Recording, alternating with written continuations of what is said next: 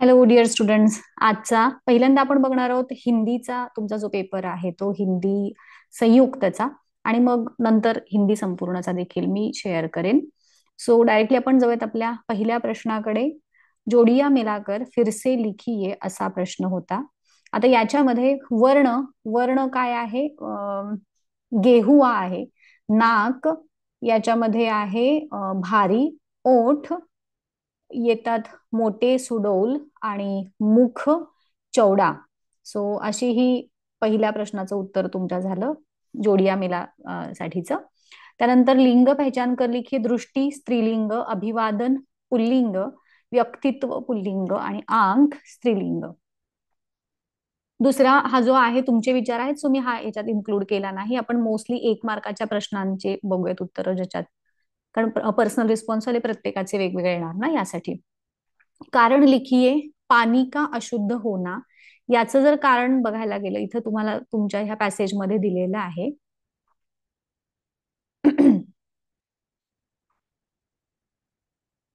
पशुओं को जोहड़ के भीतर तैरने छोड़ जाना. पशु अपनी गंदगी तालाब में छोड़ जाते हैं. त्यानंतर नदियों में कारखानों की गंदगी व शहर के गंदे नाले का पाणी छोड़ा जाता है. हे त्याचे रिझन आहेत. सो तुम्ही 2 कारण ह्याच्यातले लिहू शकता कोणतेही.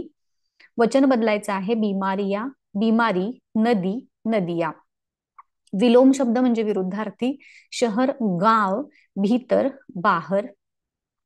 त्यानंतर पद्यवरती आधारित प्रश्न. इसका मनसूबा सफल हो गया. आता याच्या पुढे जर तुम्ही बघितलं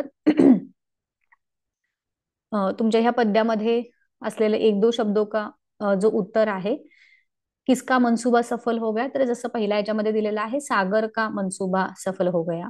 इसने श्रृंगार किया, धरती ने श्रृंगार किया. सौंधी सी सुगंध इससे बोली. किससे बोली? माटी से बोली. त्यानंतर पावस का मधुमास यह बढ़ाता है, आस विश्वास बढ़ाता है. त्यानंतरचा पुढचा जो प्रश्न आहे पद्यांशावरती आधारित. संजाल पूर्ण कीजिए. कृष्ण को कृष्ण का निरंतर गुणगान करने वाले. इथं दिलेलं आहे बघा. सेस, गणेश, महेश, दिनेश, सुरेश. त्यानंतर मानक वर्तनी के अनुसार सही शब्द छाटकर लिखिए. ह्याच्यातला शेवटचा जो दृष्टी आहे तो बरोबर आहे. त्यानंतर बुद्धी, हे इथं जसं अंडरलाईन केलेलं दिसतंय ते उत्तर बरोबर दिसतात. एक अर्थपूर्ण वाक्य. के कारण हाय हे तुम्ही केलेलं असेलच, प्रत्येकाचं वेगवेगळं असेल. संधी शब्द इथं अहंकार आहे, आणि संधी भेद आहे व्यंजन संधी. दुसऱ्याचं इथं तिनं दिलेलं नाही, पण इथं उमेश आहे, सो त्याचा संधी विच्छेद उमा अधिक ईश येईल, आणि त्याचा स्वर संधी येईल. त्यानंतर मुहावरे का चयन आहे, म्हणजे वाक्यात उपयोग आहे याच्यात.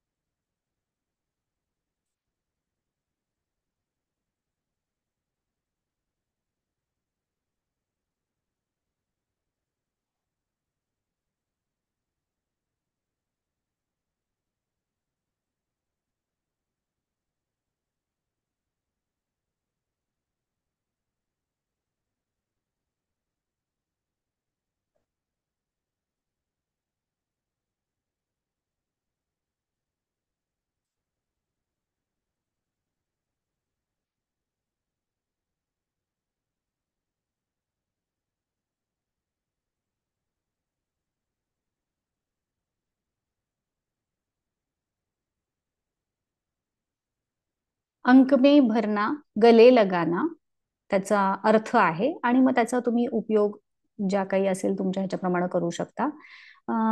चक्कर काटना. मुहावरे का चयन वाक्य फिर से लिखिए. चक्कर काटना. त्यानंतर डेरा लगाना, हे तुम्ही ह्या पद्धतीनं जे तुमच्या तुमच्या वाक्यामध्ये उपयोग तुम्ही केला असेल.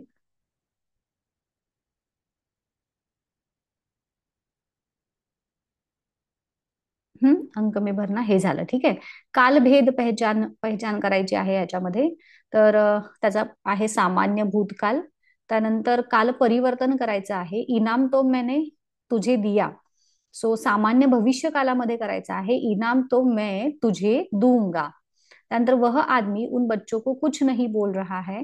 अपूर्ण भूतकाळात कन्वर्ट करायचं आहे, वह आदमी बच्चों को कुछ नहीं बोल रहा था किंवा कुछ बोल नहीं रहा था.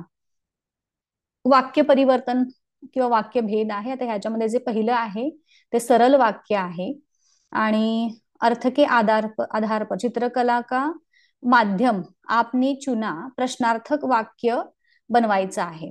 सो चित्रकला का माध्यम आपने चुना है क्या किंवा चुना क्या अशा पद्धतीचं त्याचं प्रश्नार्थक वाक्य होईल. आणि बाकी हे पत्रलेखन वगैरे ठीक आहे, ते तुम्ही तुमच्या पद्धतीनं लिहिलेलं असेलच. सो ह्या पद्धतीनं तुमचा पेपर हा होता.